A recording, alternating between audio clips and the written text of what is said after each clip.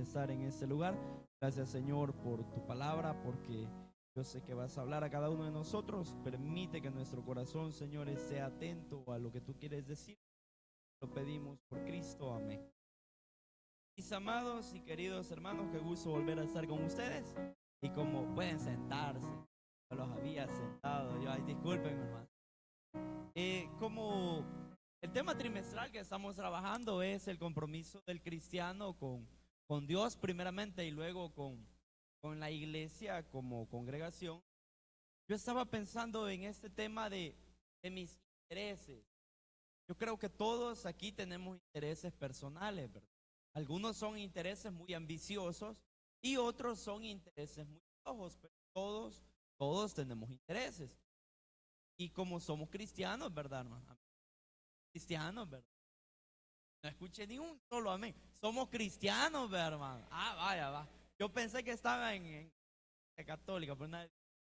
Entonces, mis intereses deben ser los intereses de Dios. Y vamos a meditar en la carta del apóstol Pablo a los de Colosa en el capítulo 3. Ahí vamos a estar meditando.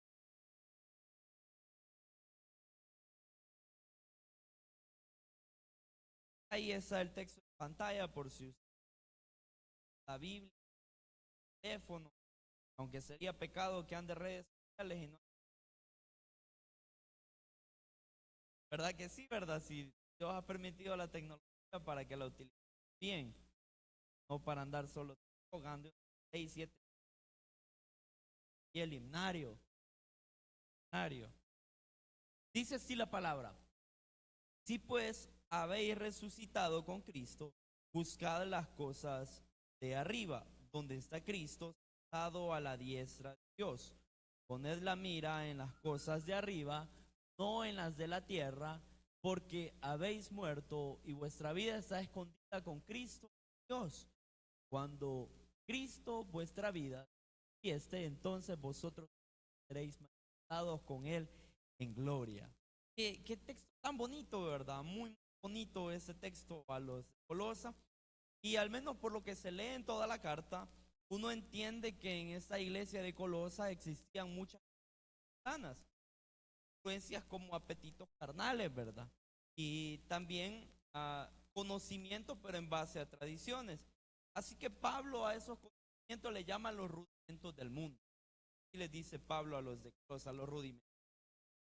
Entonces, toda esta influencia hacía que los creyentes estuvieran acompañados, de tal manera que influían su forma de pensar.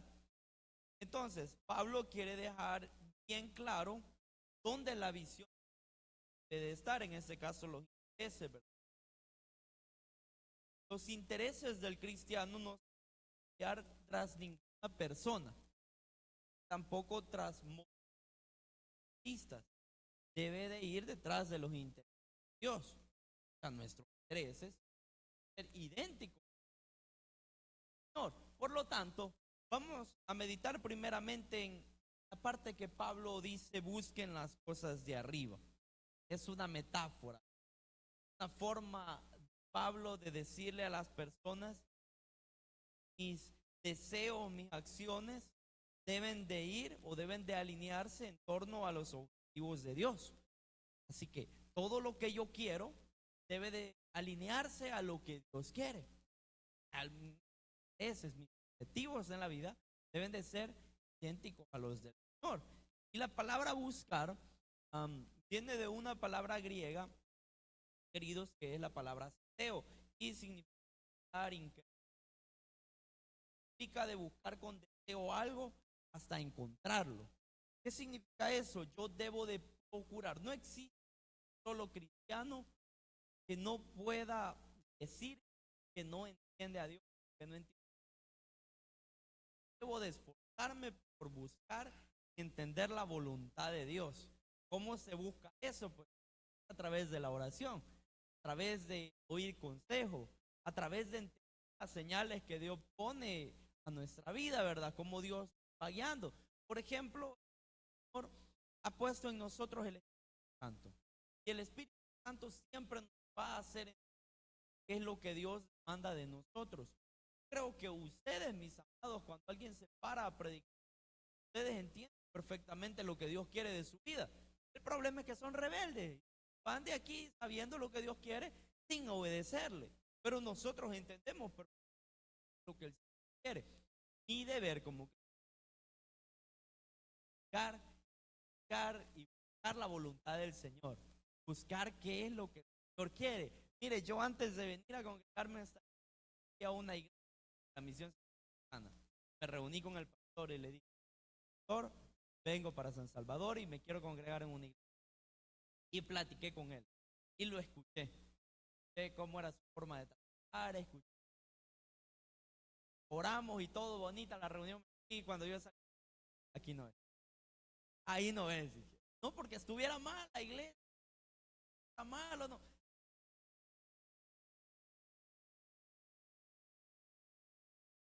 Entonces, de repente vine en diciembre de esa iglesia, cuando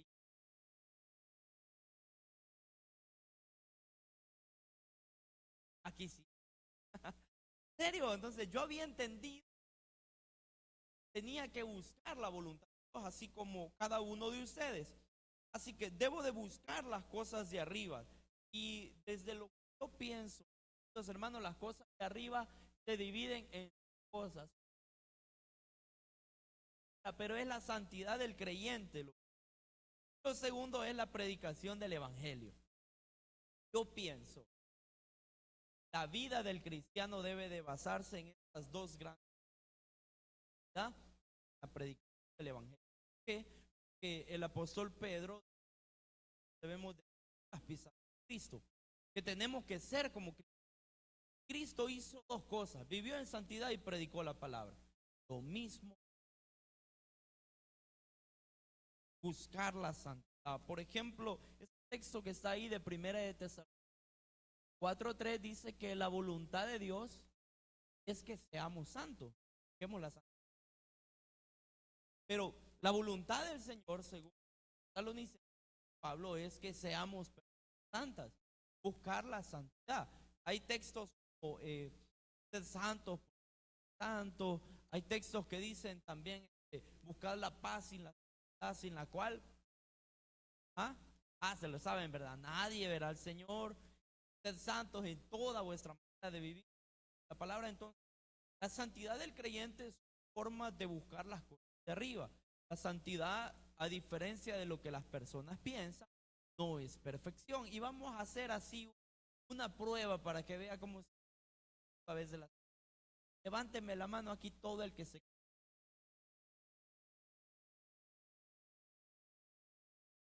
Ajá. Vean que pocas personas. Los demás los llamo a que acepten al Señor Jesucristo Salvador como su Señor. Hoy pueden entregar su vida. Voy a volver a hacer la pregunta y quiero que todos levanten la mano, ¿verdad? Todos los que son cristianos. ¿Quién se considera una persona santa? Levanten la mano todos, como que estuvieran votando porque sea Sánchez Serén otra vez nuestro. No, bro. Hermanos, ya ve cómo hemos malentendido la santidad. Muchos no levantan la mano porque se acuerdan de lo que hicieron ayer o antier. Muchos no levantan la mano porque tienen problemas en su hogar. Muchos no levantan la mano porque andan haciendo. Pero la santidad no es perfección. La santidad es vivir apartado.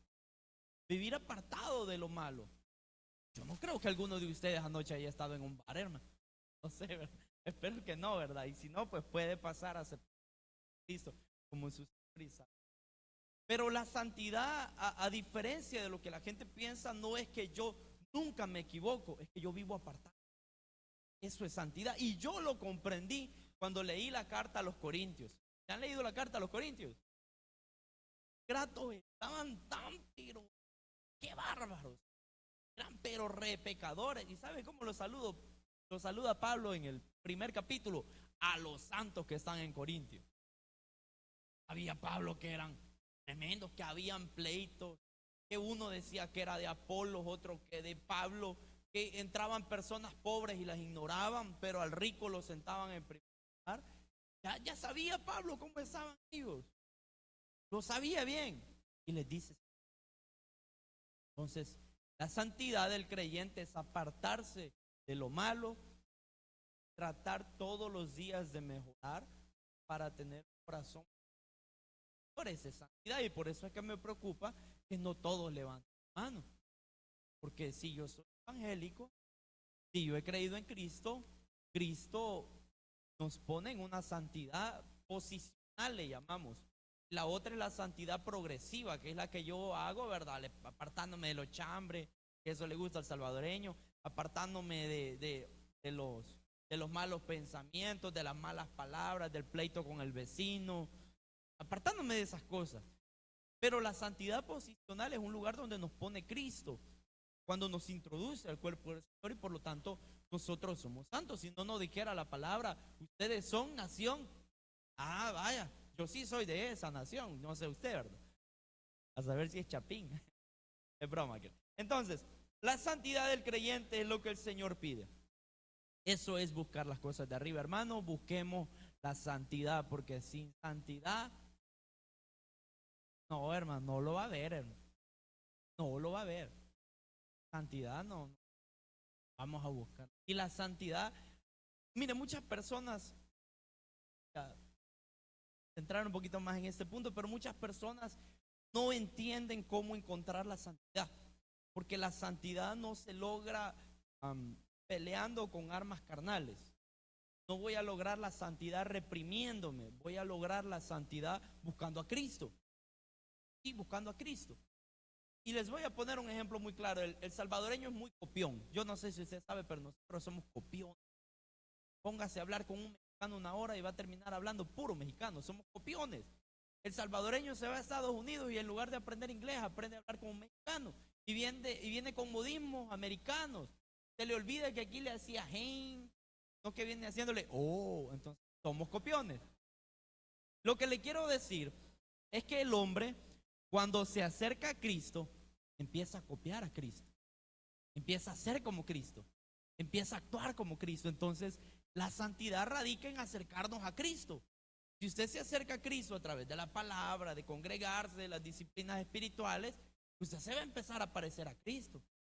Y cuando tenga un problema no va a sacar la espada como Pedro, se va a quedar tranquilo, ¿verdad? Así que para ser santo hay que acercarse al Señor. Luego, la predicación del evangelio es parte de cosas espirituales, es parte de buscar las cosas de arriba, predicar el evangelio. Yo no sé usted, pero cuando a mí me pasa algo asombroso, a mí me gusta contarlo. Me encanta contar cuando a mí me pasa algo asombroso. Vivo un gran furgón en la calle, en la moto, por ejemplo. Cuando logro alguna hazaña, entonces le cuento a las personas, ¿verdad? Por ejemplo, sí, exacto. Ahora me contar con ella. Hermano, yo hice un puré de papa. Porque a todo el mundo le he contado de mi puré de papa. Porque es una hazaña. Yo estaba en su ensonate, pero aquí sí. Yo hice un bueno. Y a medio mundo le andaba contando del puré de papa. ¿Por qué no contar del evangelio, que es lo más maravilloso? El evangelio es lo más, la mejor noticia que puedo tener en su. Usted se ganó la lotería el día que usted conoció el evangelio. Usted es millonario y no lo sabe. Millonario. Todo lo que en él. ¿Por qué no hablar del evangelio si es lo mejor que me ha pasado en la vida? Lo mejor, lo que le soluciona la vida al hombre, lo que le da la vida eterna al hombre. Entonces, el cristiano, mis amados, debe de buscar esas cosas. Y Pablo dice, busquen cosas de arriba, donde está sentado Cristo a la diestra de Dios. Hermanos, el evangelio refleja la gloria de Dios. Estaba pensando el canto, hermanos, y ahí estaba pensando teológicamente que la palabra mundo siempre significa parte de eso, y el Señor nos amó tanto a pesar que éramos parte del mundo. Qué maravillosa noticia, qué preciosa noticia. Por lo tanto, busquemos las cosas de arriba, mis amados. Algo muy interesante del primer versículo de Colosenses capítulo 3 es que el verbo resucitar aquí está en un modo subjuntivo, significa posibilidad. O sea, si yo soy cristiano, voy a buscar las cosas de arriba. Punto. Un cristiano no busca otras cosas, busca las cosas de arriba. Entonces, mis intereses... ¿Y esto se me apagó o qué? Vamos a pasar al otro punto. Esto quizás se me apagó, hermano. Ahí está. El segundo punto es: no se distraigan. No tenemos que tener distracciones. El segundo versículo dice: poned la mira en las cosas de arriba, no en las de la tierra. Hermanos, nuestros objetivos primordiales no tienen que ser opacados por cosas del mundo. En este sentido se refiere a los movimientos que afectan a la iglesia, ¿verdad? En este caso, la iglesia de Colosa tenían rudimentos mundanos, tenían deseos carnales de la época y sabiduría secular hueca.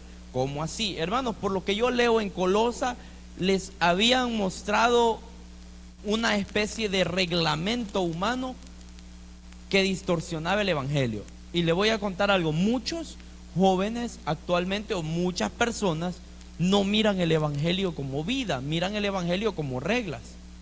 ¿Ya se han dado cuenta?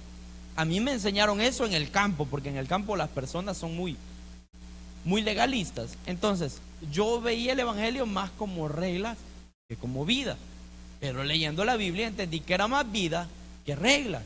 Y es algo muy deleitoso el evangelio. No es algo que cause en nosotros molestia, porque no son rudimentos, no son reglas, es vida.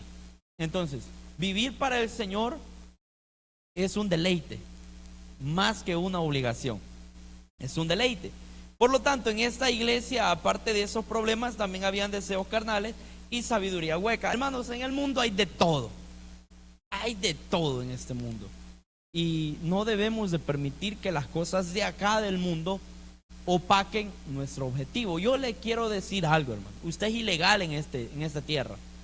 Usted es un ilegal en esta tierra. Nuestra ciudadanía no es de este mundo, hermano. Nosotros somos del cielo.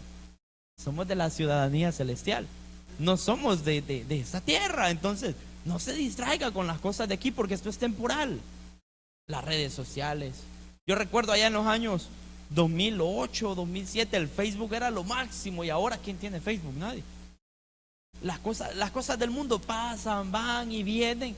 Lo del Señor es eterno. Recordemos esta cita tan bella que dice: el mundo pasa y sus deseos.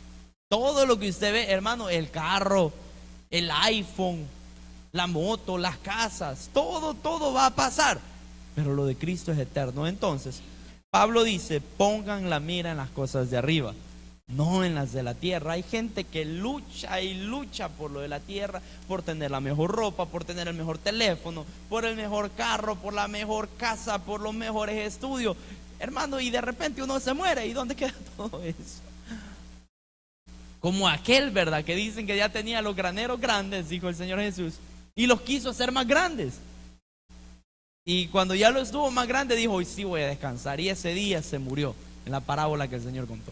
De nada le sirve al hombre tener el iPhone. ¿Cuál es el iPhone nuevo que salió? El 16, el 17. Allá ven que saben, lo quieren, va.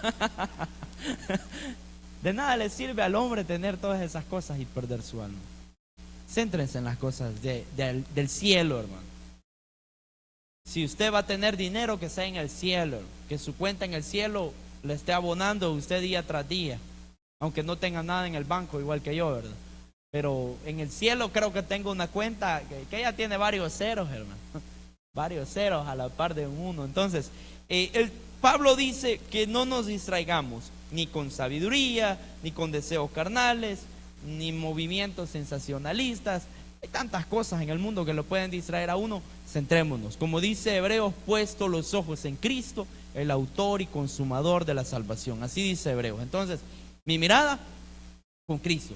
Si yo vivo así, hermanos, yo voy a ser un cristiano que va a estar enfocado, comprometido con Dios. Pues el texto que yo les dije al principio me gusta mucho: ya no vivo yo, Cristo vive en mí. Pablo entendió que Dios no giraba en torno a su vida, sino que Él giraba en torno a las cosas del Señor. Tu vida, nuestra vida, debe de girar en torno a las cosas de Dios, no al revés, ¿verdad?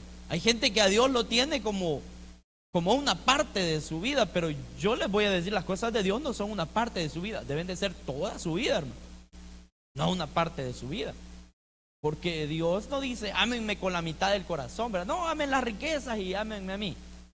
Él dice, amaréis, Señor Dios, con una cuarta parte del corazón, ¿verdad?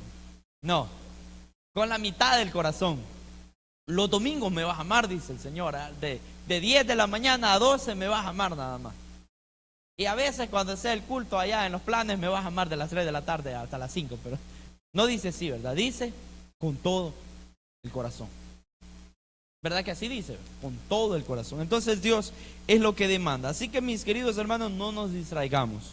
No tenemos que distraernos con nada de este mundo. Luego, páseme a la siguiente, hermano, que esto se me quedó sin pila. Su vida es de Dios. Dice el versículo 3, dice, porque habéis muerto. Ah, qué texto tan precioso, hermano. Todos ustedes se murieron. Todos ustedes se murieron. Y no solo se murieron, el primer versículo dice que hemos resucitado. Entonces yo estoy muerto. Yo el día que acepté al Señor me morí para el mundo y me morí para mí mismo y resucité para Dios. Entonces Pablo dice, han muerto y vuestra vida está escondida con Cristo en Dios. El que ha recibido al Señor, hermanos, ha muerto simbólicamente por la fe. Por ejemplo, el bautismo, de lo que está hablando el pastor, que va a pasar, ¿verdad? Pronto, es un simbolismo de eso, de que uno muere y resucita, es un simbolismo. Y Pablo afirma que lo que nosotros necesitamos, esa vida está con el Señor Jesús. Por lo tanto, es imposible o es impensable que alguien que sea cristiano no busque de Jesús. O sea, es imposible que alguien que sea cristiano no vaya a buscar del Señor. Todos los que decimos ser cristianos, que hemos creído en el Señor, sí o sí debemos de buscar al Señor. Un cristiano busca al Señor. Yo pensaba en algo toda esta semana, y es que, ¿qué razón tuvo? Tal vez nosotros no tenemos ese modelo en la iglesia, pero hay un libro que fue muy popular entre los cristianos que se llama Una iglesia con propósito, que en la misión casi que nos obligaron a leerlo, pero yo lo leí, ¿verdad? A mí me gusta leer. Y él describió un modelo de su iglesia y yo creo que ese modelo se aplica en todas las iglesias. Que hay un grupo, está la congregación general, pero hay un grupo de trabajo, de personas que se quieren comprometer con Dios, con su bolsillo, con su tiempo, con sus servicios, con todo. Pero hay un grupo que solo viene los domingos, entonces, o una vez al año, no sé, en Ixhuatán había una hermana que llegaba 2 veces al año.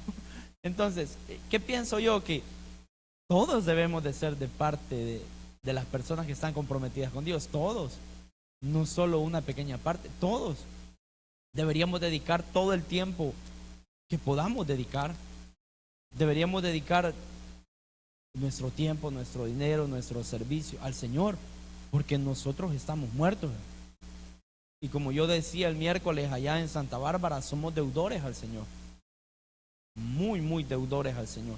Por lo tanto, Pablo dice, ustedes están muertos, su vida está escondida con Cristo en Dios. Si pensamos en por qué el apóstol Pablo tenía la osadía de decir esto, vamos a entender que Pablo lo había comprendido muy bien. Pablo tenía trabajo, hermano. Trabajaba, ¿verdad? ¿Quién sabe de qué trabajaba? A ver. Exacto, él hacía tiendas. Él era un artesano prácticamente, hacía tiendas. Supuestamente unos compañeros de él, ¿verdad? Creo que era Aquila y Priscila, eran del mismo oficio que él. O sea, también hacían eso. Pero Pablo, la Biblia dice que él trabajaba, pero luego nos dice algo más interesante. Estaba de lleno entregado a la predicación. Eso dice la Biblia. Entonces, aunque Pablo trabajaba, su vida estaba para Dios. Y a mí me cae re mal una frase que a veces dicen las personas, que si usted la dice, usted a mí me va a caer mal, hermano. A mí me cae mal aquella frase que dicen, si no trabajo, no como. La gente a veces es esclava de su trabajo.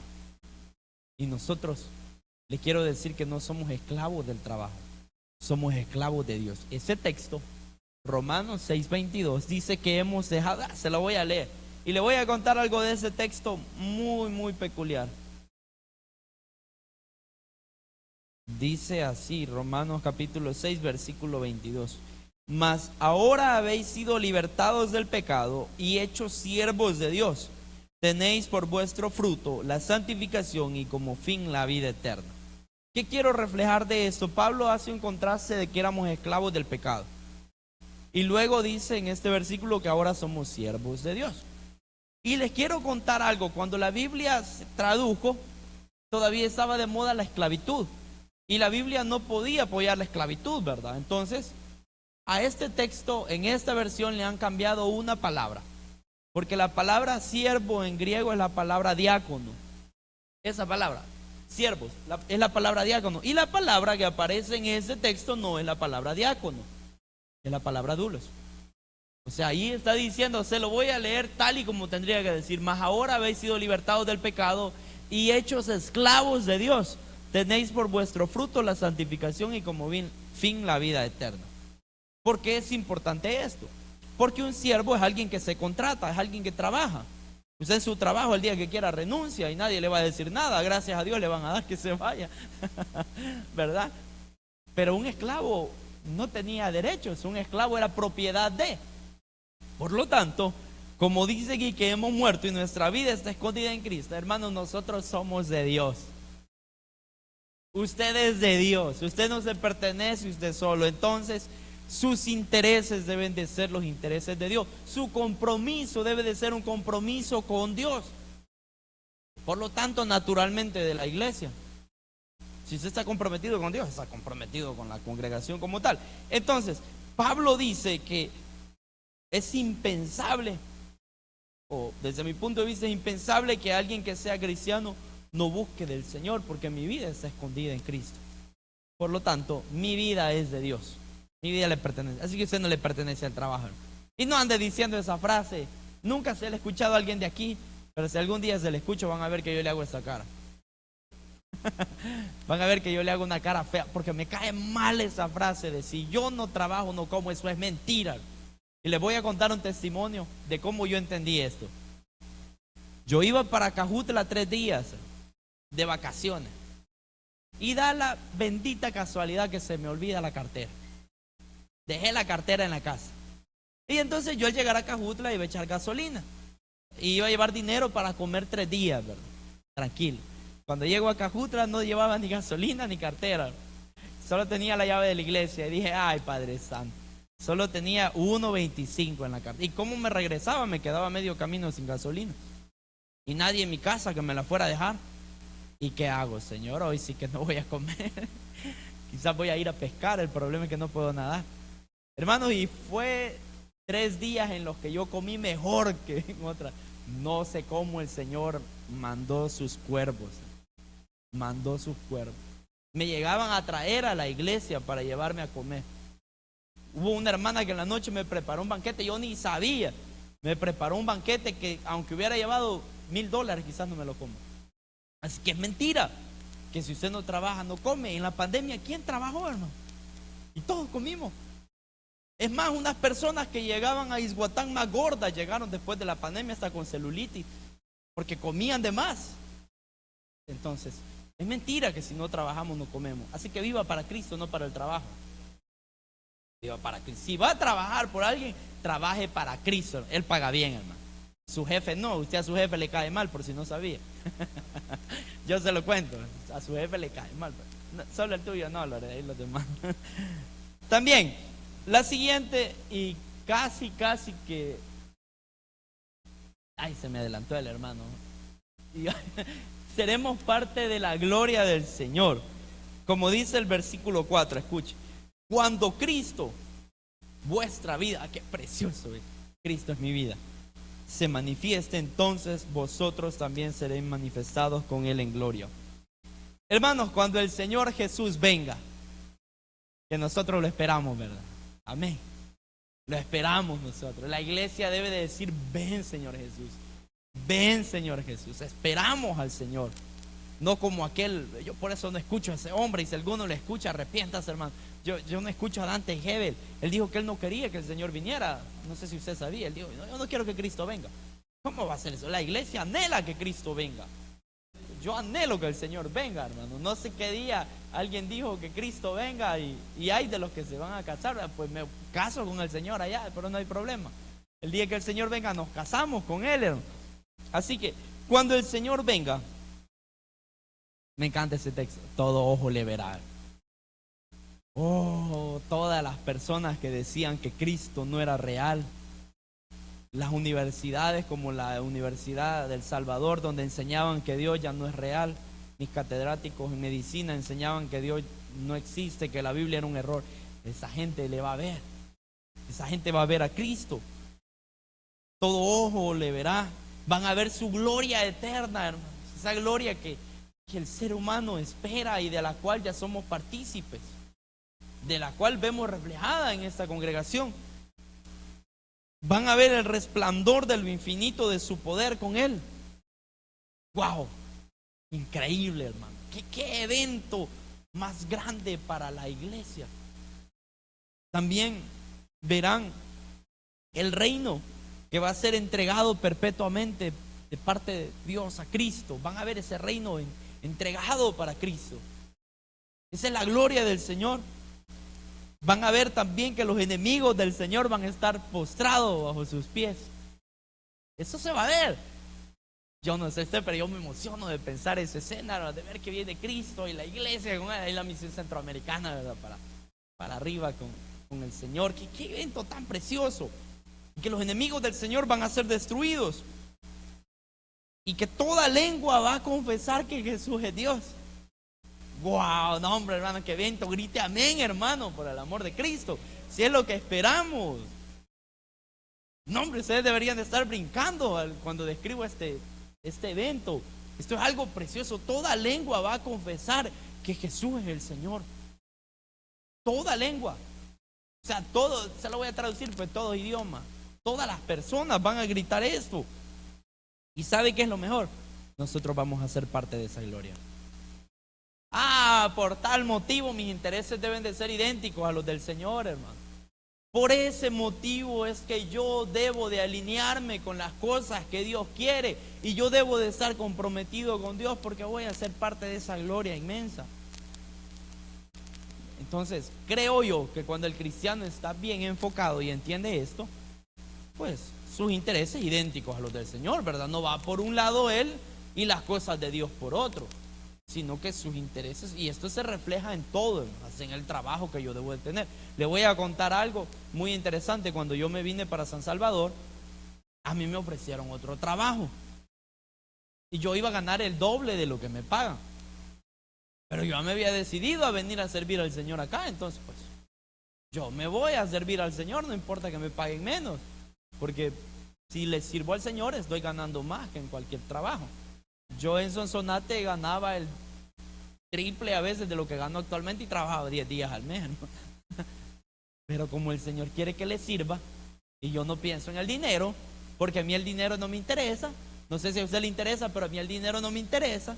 Y si a usted le interesa, arrepiéntase, porque el Dios del dinero se llama Mamón y no pueden servir a dos señores, al dinero y a Dios. Entonces tenemos que aprender a despojarnos. Yo esta gloria del Señor sí la quiero ver, hermano. No me importa no tener dinero, pero la gloria del Señor sí la quiero ver. En esa gloria yo sí quiero estar. Por lo tanto, aparte de que vamos a ser parte de esa gloria, el día que el Señor haga latente todo eso, nosotros vamos a vivir eternamente con el Señor. Así que mis intereses deben de coincidir con los intereses de Dios. Yo una pregunta así, hermano. ¿Será que usted lo que está planeando, sus planes a futuro, sus intereses, ya le preguntó al Señor si es lo que Él quiere para su vida? El Señor ya le dijo que realmente eso es, tal vez no está malo que prosperemos, ¿verdad? Que estudiemos, que lleguemos a acumular un poco de dinero, eso no está mal, pero si es lo que Dios quiere. Porque si no es lo que Dios quiere, hermanos, estamos corriendo en vano. Estamos yendo por un camino equivocado. Y cuando uno se va por un camino equivocado, se pierde. Y para eso debemos de hacer varias cosas, ¿verdad? Por ejemplo, le voy a poner en una ilustración muy bonita. Fui a un culto, a una montaña una vez allá donde yo vivía. Y yo no usaba lentes. Entonces yo de noche, como esos tienen 450, yo no miro bien. Y yo no usaba lente en ese entonces y me pierdo en la montaña, hermano. Andaba una lamparita que alumbraba quizás como de aquí a ahí y me pierdo a media montaña. Y me meto a una casa que no era, hermano. Gracias a Dios que no me sacaron corriendo con un corvo.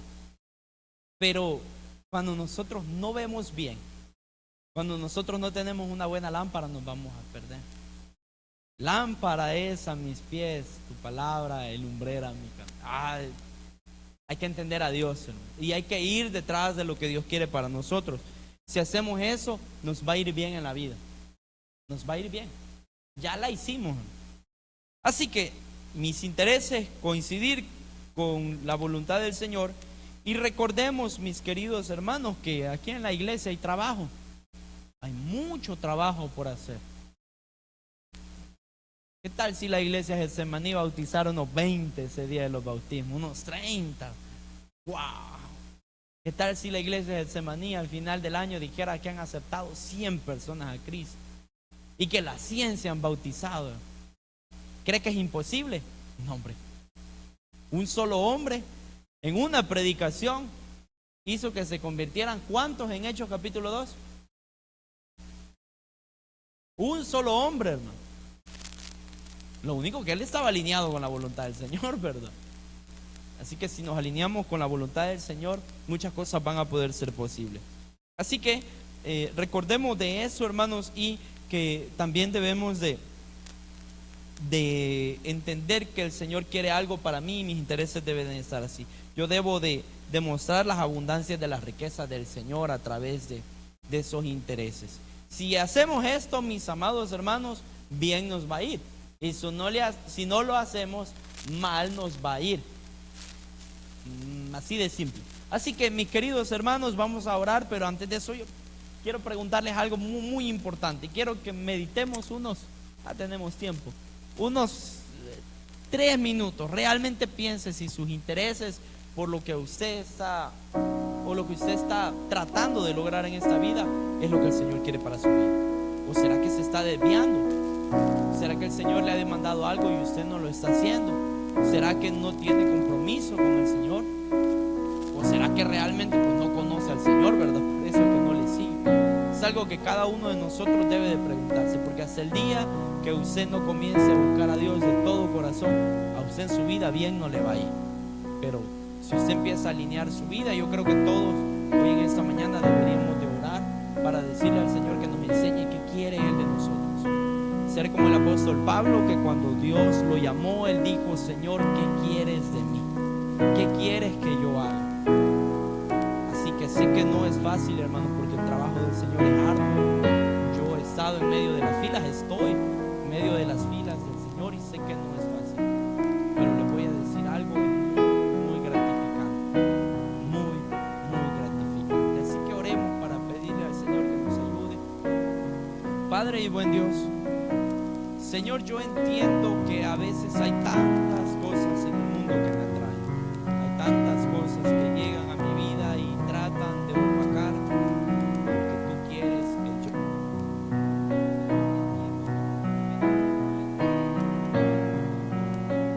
Entiendo que muchas veces ha sido el yo quiero, el yo deseo, el yo anhelo, y no ha sido, Señor, que se haga tu voluntad. Padre, por lo tanto, en esta mañana enséñame a caminar conforme a tu voluntad. Señor, si yo realmente no ando caminando conforme a tu voluntad, ayúdame a alinearme a través de esa voluntad tuya. Padre, enséñame a buscarte cada día más. Enséñame, Señor, a ser como tú. Enséñame, Dios mío, a buscarte de manera que yo pueda decir que tú eres mi Salvador. De manera, Señor, que yo no pueda tener temor de levantar la mano al decir que sí soy santo. Por favor, Padre mío, ayuda a cada hermano a que pueda alinearse a tu voluntad. Así como estamos orando, mis amados hermanos, si alguien quizás no está bien con el Señor y quiere reconciliarse, este es un buen momento para hacerlo. Quizás su vida se ha desalineado, quizás su vida va por otro rumbo, ha perdido el enfoque, pero usted puede alinearse nuevamente con la voluntad del Señor. Puede ir detrás de sus objetivos del Señor, los cuales el Señor ha preparado para que usted ande en ellos. Si alguien necesita hacerlo, si alguien necesita encaminar su vida al Señor, solo le pido pues que levante su mano y vamos a orar por usted para que el Señor Jesucristo le ayude en su vida y usted pueda realmente alinearse a la voluntad del Señor. Es un gran momento para hacerlo. Qué mejor momento que alinearme a la voluntad del Señor. Padre mío, te pido, Señor, que nosotros te busquemos, que seas tú quien nos guíe, que seas tú nuestro amparo, que podamos decir confiadamente, Señor, que tú eres nuestra guía, nuestro escudo, nuestra fortaleza, nuestra torre fuerte a la cual el justo corre y es levantado. Gracias, Señor, por tu palabra en esta mañana. Bendice a cada hermano que se ha hecho presente y que seas tú, mi Dios, el Señor de sus vidas. En el nombre de Jesús oramos. Amén. Que el Dios en cuya presencia estamos le bendiga, mis amados hermanos.